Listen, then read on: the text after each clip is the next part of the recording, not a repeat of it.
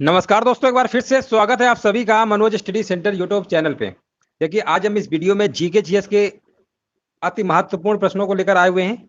और ये जो आपका सिलेबस है ना, आपके सारे टॉपिक लिए हैं, चाहे आपका इकोनॉमिक्स हो, आपका हिस्ट्री हो या ज्योग्राफी हो, आपका मतलब सारे टॉपिक हमने आपको यहाँ पर लिए हुए हैं, सिर्फ करंट को छोड़कर। ठीक है ना। चलिए, सभी को जय हिंद, सभी को वंदे मातरम। एक बार देखिए, सभी लोग वॉइस वगैरह चेक कर लीजिए, वॉइस क्लियर पहुंच पा रही है। फिर हम वीडियो की स्टार्ट करते हैं। एक बार देखिए, सभी लोग कमेंट कर दीजिए, वॉइस क्लियर पहुंच पा रही है। हाँ, नमस्ते नमस्ते भाई, नमस्ते सभी को, नमस्ते। देखिए, यहाँ पर देखिए, पहला प्रश्न आपसे पूछा गया है मध्य युगीन। देखिए, ईमानदारी से लगाइएगा, कॉपी पेन लेकर बैठ जाइए, है ना। उस पर आप लगाइए, टिक करिए, आपका कितना आपका स्कोर हो रहा है ये जरूर बताइएगा लास्ट में कमेंट करके। यहाँ पर देखिए, आपको बताना है पहले प्रश्न का जवाब। मध्य युगीन भारत में सर्वप्रथम रुपया नामक सिक्का किस शासक ने निर्गत किया था, है ना। यहाँ पर देखिए, आपको जवाब देना है, राइट आंसर आपका क्या होगा। तो यहाँ पर आपका आंसर हो जाएगा, यहाँ पे राइट आंसर आपका होगा विकल्प नंबर क्या होगा, डी नंबर होगा, शेरशाह। शेरशाह ने किया था, राइट आंसर आपका डी नंबर बिल्कुल करेक्ट आंसर आपका हो जाएगा। याद रखिएगा, भारत में मध्ययुगीन भारत में रुपया रुपया नामक जो आपका सिक्का था, ये किस शासक ने निर्गत किया था, आपका शेरशाह ने किया था। विकल्प बिल्कुल आपका सही है, डी नंबर। महमूद गजनवी का दरबारी इतिहासकार कौन था, है ना। यहाँ पर देखिए बताना है। तो महमूद गजनवी का दरबारी जो इतिहासकार था आपका उतबी था। यहाँ पे आंसर आपका क्या होगा, विकल्प नंबर आपका सही होगा, बी नंबर। उतबी यहाँ पे बिल्कुल करेक्ट आंसर आपका हो जाएगा।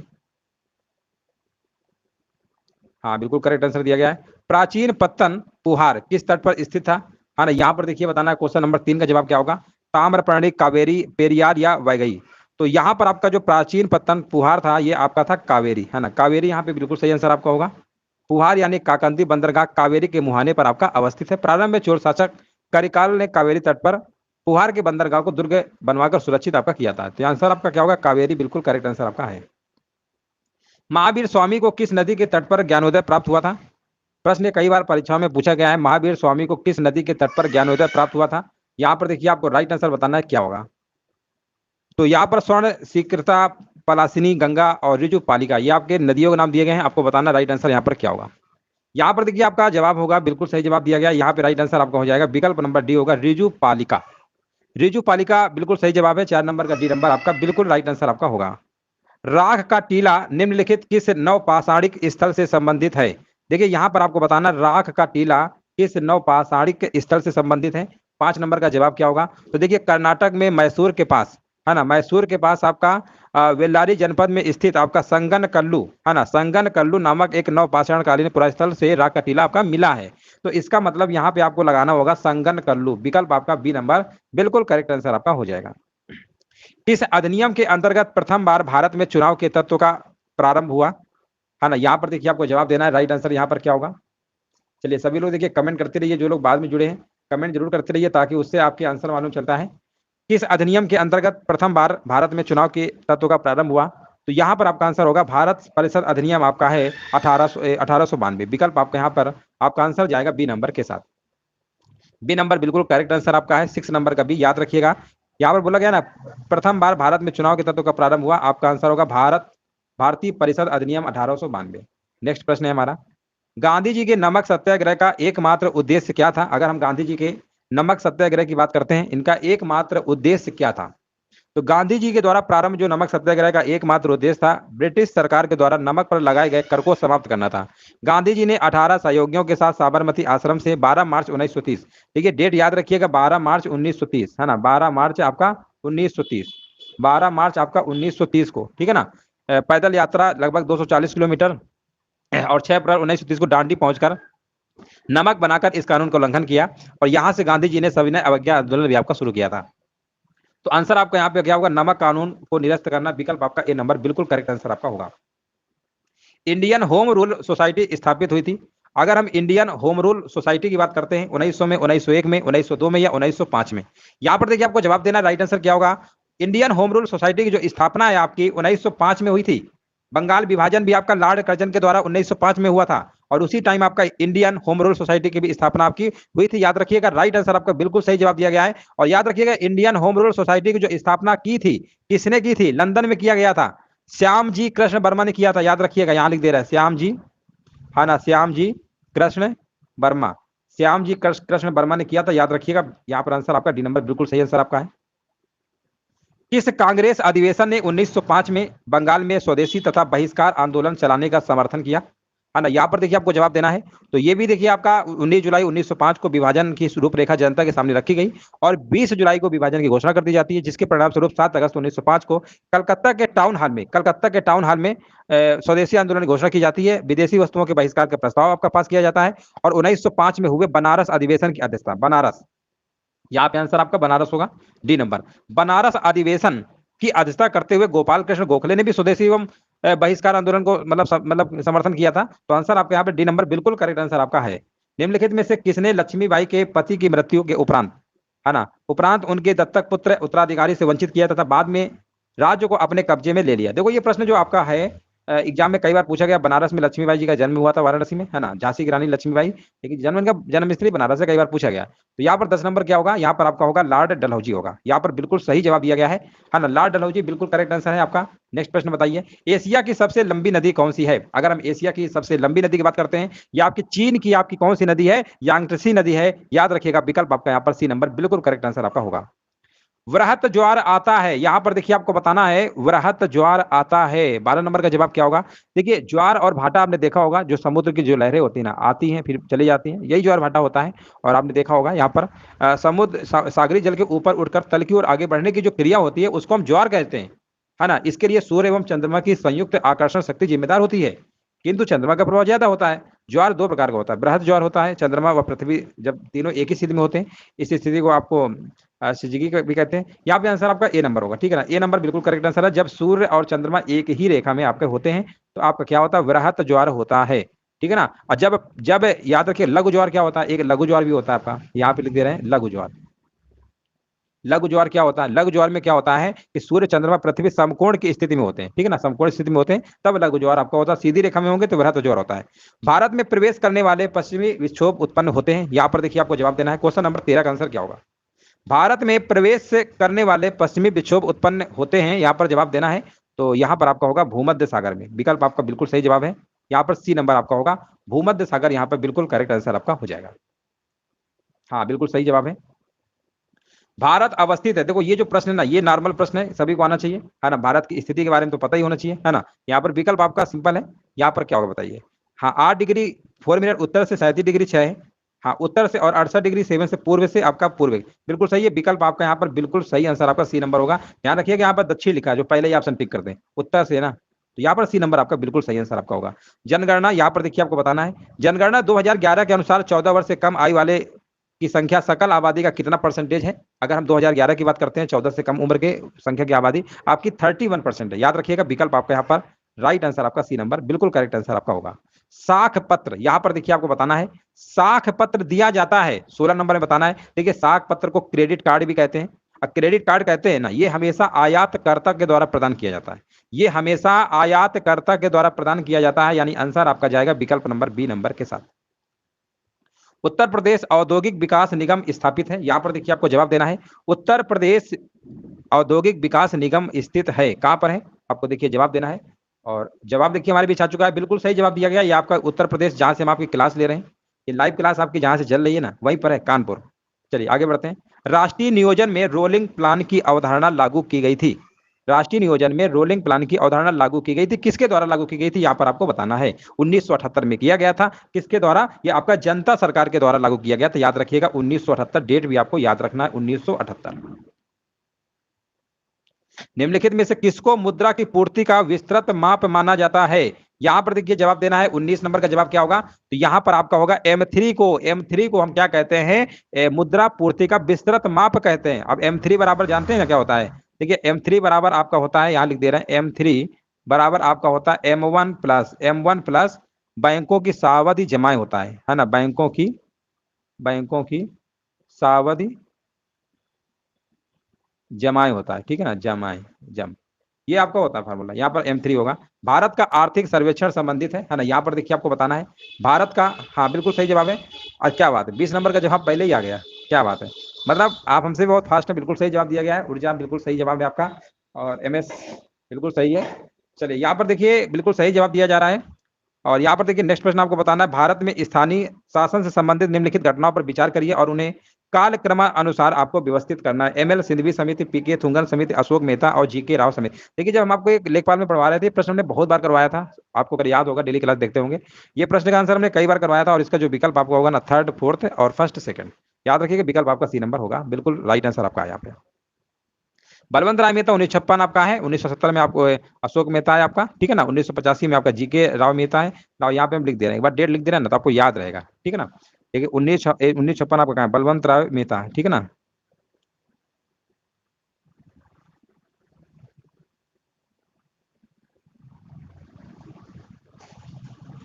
हाँ हाँ बिल्कुल सही, 1977 अशोक मेहता, ये आपका 1977 है आपका, ठीक है ना।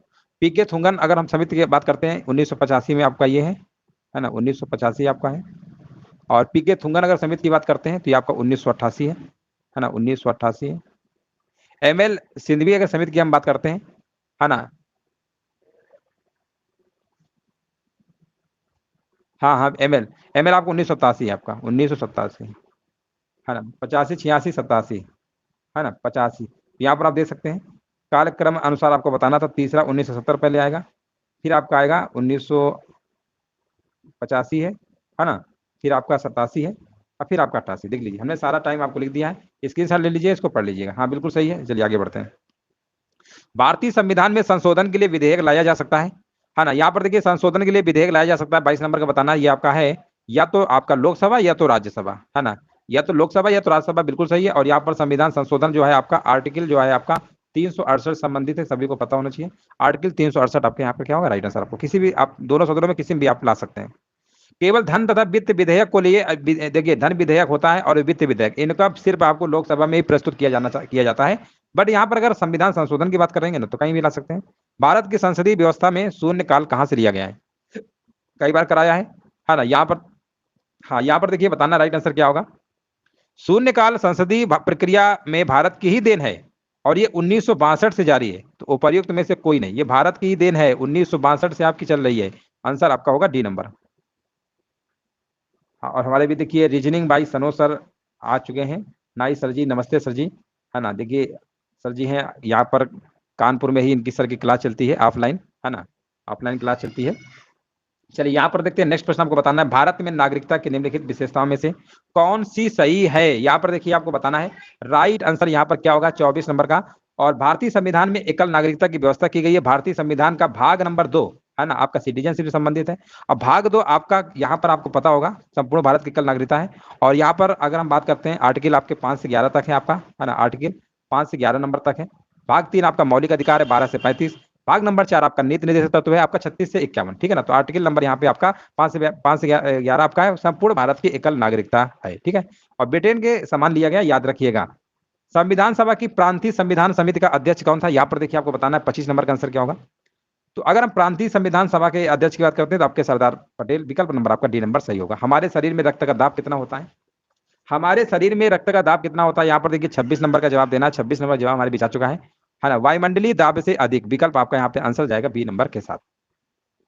वायुमंडलीय दाब आपका बैरोमीटर से मापा जाता है, ये भी याद रखिएगा। जीव विज्ञान का नाम किसके द्वारा दिया गया, तो ये आपका दिया गया था जीव विज्ञान नाम, है ना, लैमार्क ने दिया था, याद रखिएगा। विकल्प आपका यहाँ पे बी नंबर बिल्कुल करेक्ट आंसर आपका हो जाएगा। नेक्स्ट प्रश्न है हमारा, प्रकृति में सर्वाधिक प्रचुरता से पाए जाने वाले कार्बनिक यौगिक कौन है, 28 नंबर का देखिए जवाब देना है ना। प्रकृति में सर्वाधिक प्रचुरता से पाए जाने वाला कार्बनिक यौगिक कौन सा है, तो ये आपका है सेलुलोज, है ना, सेलुलोज यहाँ पे राइट आंसर आपका होगा। हाँ सबसे ज्यादा यही पाया जाता है, बिल्कुल सही जवाब है ना, यहाँ पे राइट आंसर आपका होगा। देखिए कपास और लकड़ी, है ना, ये सेलुलोज के मुख्य स्रोत होते हैं, ठीक है ना। और कपास लगभग शुद्ध सेलुलोज से ही बना होता है, तो यहाँ पर आंसर आपका मतलब सेलुलोज ही होता है, ये आंसर आपका होगा। अगला प्रश्न आपका, फोटोवोल्टेइक सेल संबंधित है, फोटोवोल्टेइक सेल के नाम से आपको लग रहा होगा कि ये आपका फोटोवोल्टेइक सेल है, तो ये आपका सौर ऊर्जा संबंधित होगा, ठीक है ना। देखिए फोटोवोल्टेइक सेल अर्थात सौर ऊर्जा सेल कहते हैं, सौर ऊर्जा को आप तो जानते ही हैं, सौर ऊर्जा को सीधे विद्युत ऊर्जा में परिवर्तित करने वाली डिवाइस आपकी होती है। यहाँ पे आंसर आपका होगा विकल्प नंबर आपका ए नंबर, बिल्कुल करेक्ट आंसर आपका हो जाएगा। हाँ बिल्कुल सही जवाब दिया गया है।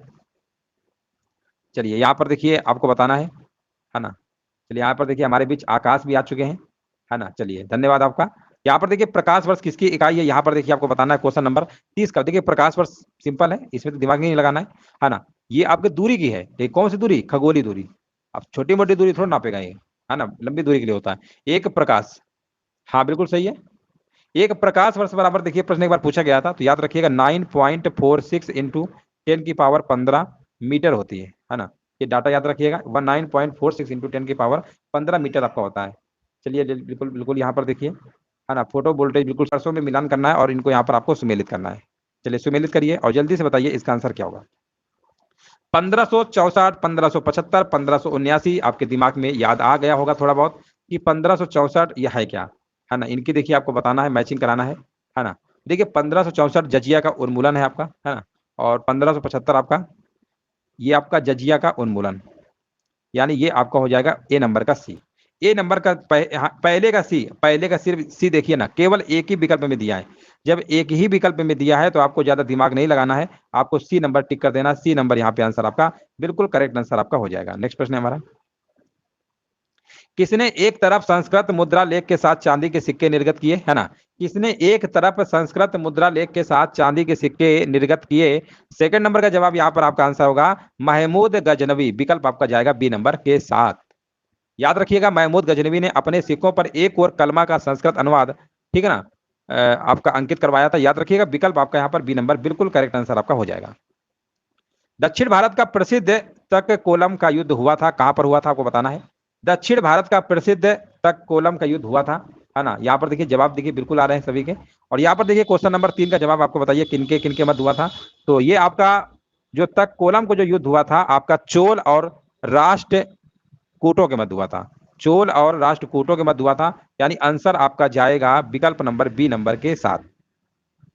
प्रारंभिक जैन साहित्य निम्नलिखित में से किस भाषा में लिखा गया था? अगर हम प्रारंभिक जैन साहित्य की बात करते हैं, किस भाषा में लिखा गया था? कई बार कराया आपको, अर्ध मागधी भाषा में लिखा गया था। विकल्प आपका ए नंबर बिल्कुल करेक्ट आंसर आपका होगा। मानव समाधानों में कुत्ते दफनाए गए थे, यहां पर देखिए आपको बताना है 5 नंबर का जवाब क्या होगा। उत्तर भारत की नवपाषाणिक संस्कृति के अंतर्गत कश्मीर प्रांत के पुरास्थलों का उल्लेख किया जा सकता है ना। यहाँ पर आपका होगा बुर्ज होम में, कहाँ पे? बुर्ज होम होगा। विकल्प आपका यहाँ पर बी नंबर सही आंसर आपका होगा। मानव समाधानों में कुत्ते दफनाए गए थे, बुर्ज होम में आपके दफनाए गए थे, यहाँ पे आंसर आपका होगा। चलिए नेक्स्ट बढ़ते हैं। बोर्ड ऑफ कंट्रोल की स्थापना किस अधिनियम के अंतर्गत की गई, है ना। यहाँ पर देखिए 6 नंबर का जवाब देना है और ये की गई थी आपका पिट्स इंडिया आपका 1784, याद रखिएगा। पिट्स इंडिया एक्ट आपका है 1784 में आपका बोर्ड ऑफ कंट्रोल की स्थापना आपकी की गई थी। 6 नंबर का बिल्कुल सही आंसर आपका डी नंबर होगा। आचार्य विनोबा भावे किस आंदोलन में भाग लेने के लिए प्रथम बार गिरफ्तार हुए थे? यहाँ पर देखिए आपको बताना है, तो ये आपके गिरफ्तार हुए थे आपके आचार्य विनोबा भावे, ये आपके थे सविनय अवज्ञा आंदोलन। विकल्प आपका यहाँ पर सी नंबर बिल्कुल करेक्ट आंसर आपका होगा। 1930 में सविनय अवज्ञा आंदोलन में भाग लेने के कारण प्रथम बार आपके गिरफ्तार हुए थे। हाँ बिल्कुल है। यहाँ पर देखिए जलियांवाला बाग नरसंहार कब हुआ था? 13 अप्रैल 1919, कई बार कराया है। विकल्प आपका यहाँ पर आपका सी नंबर राइट आंसर आपका हो जाएगा। देखिए यहाँ पर डॉक्टर आपके जो पंजाब के लोकप्रिय नेता थे उस समय डॉक्टर सैफुद्दीन किचलू और डॉक्टर सतपाल की गिरफ्तारी के विरोध में 13 अप्रैल 1919 को एक शांतिपूर्ण सभा का आयोजन अमृतसर के जलियांवाला बाग में किया गया था। इसी आंदोलन में जनरल ओ डायर ने बिना कोई पूर्व सूचना दिए लोगों पे गोलियां चला देते हैं, जिसमें लगभग 1000 के आसपास लोग मार दिए जाते हैं। फिर ऊधम सिंह इंग्लैंड में जाकर आपके गोली मारते हैं जनरल ओ डायर को, याद रखिएगा। यहाँ पे आंसर आपका सी नंबर होगा। बंगाल के विभाजन को किस वर्ष रद्द कर दिया गया था? अगर बंगाल विभाजन की बात करेंगे तो 1905 में हुआ था, लेकिन रद्द कर दिया गया था आपका 1911 ईस्वी में। विकल्प आपका यहाँ पर सी नंबर बिल्कुल करेक्ट आंसर आपका हो जाएगा।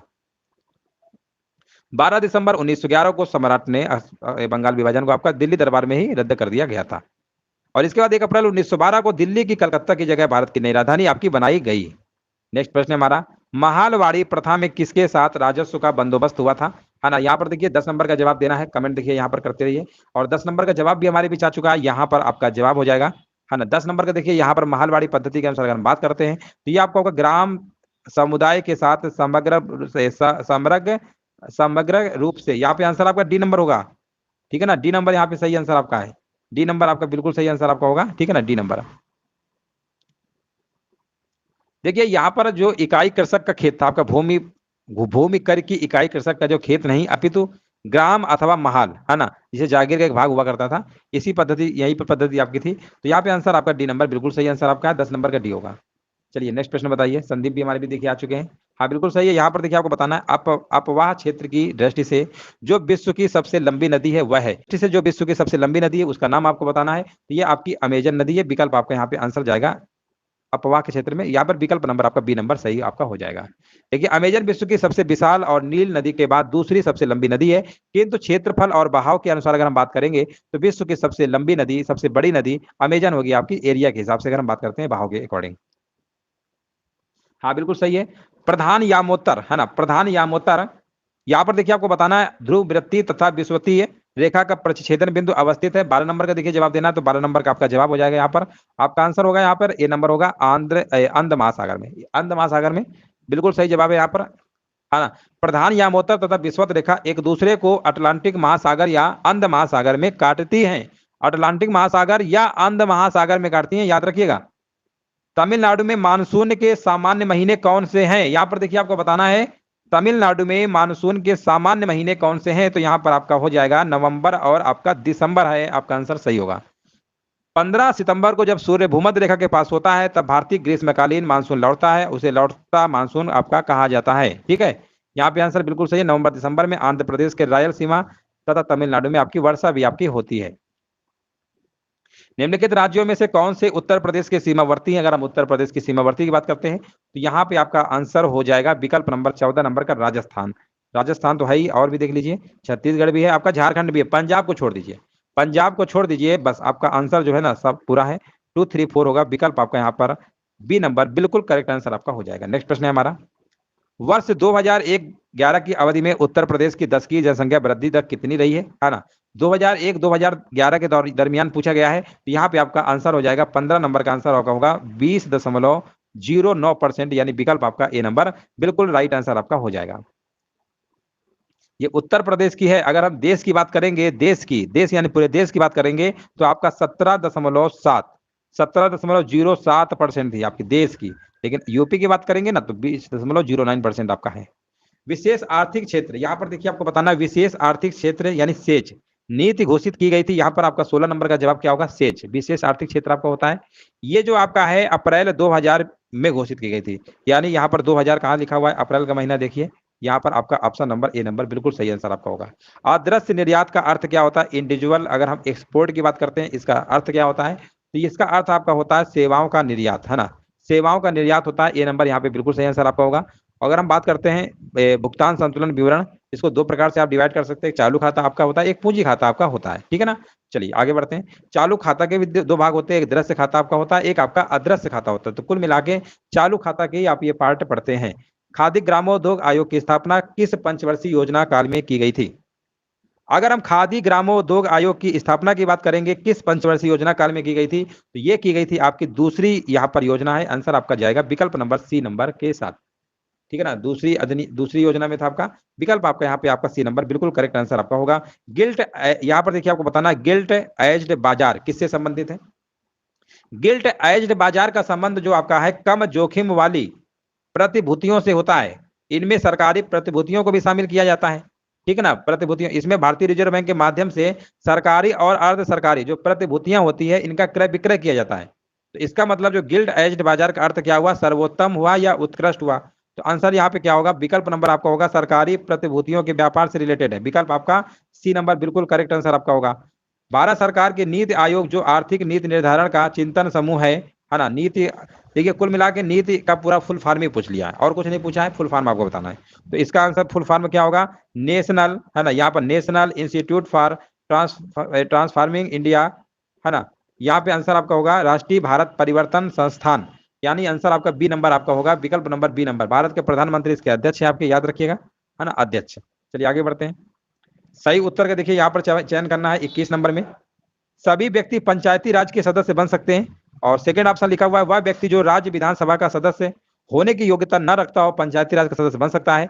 25 वर्ष की आयु वाले व्यक्ति की पंचायती राज की सदस्यता के लिए अर्हता है, या वे सभी लोग जो 21 वर्ष की आयु पूरी कर चुके हैं तथा राज्य विधानसभा के सदस्य चुने जाने की योग्यता रखते हो। पंचायती राज की सदस्यता के लिए अर्हता मतलब योग्यता है, योग्य है। 21 नंबर का देखिए यहाँ पर हमने कई बार आपको बताया है, यहाँ पर आपका जो 21 वर्ष जो पूरे हो जाते हैं ना, मतलब पंचायती राज की सदस्य के लिए 21 वर्ष हमने बताया ना कई बार। आंसर आपका डी नंबर यहाँ पे बिल्कुल सही आंसर आपका होगा।